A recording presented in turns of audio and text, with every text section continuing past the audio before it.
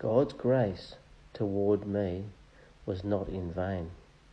By the grace of God I am what I am, and his grace towards me was not in vain. On the contrary, I worked harder than any of them, though it was not I, but the grace of God that is with me. 1 Corinthians 15:10. Grace is not simply leniency when we have sinned. Grace is the enabling gift and power of God not to sin. Grace is power, not just pardon. Paul describes grace as the enabling power of his work. It is not simply the pardon of his sins, it is the power to press on in obedience.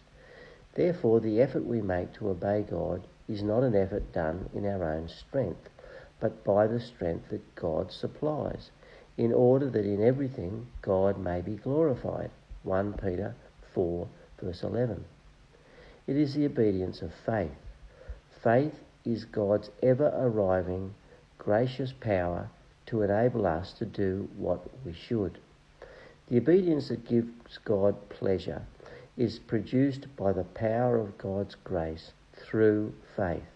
The same dynamic is at work at every stage of the Christian life. The power of God's grace that saves through faith is the same power of God's grace that sanctifies through faith. God's grace towards us is not in vain.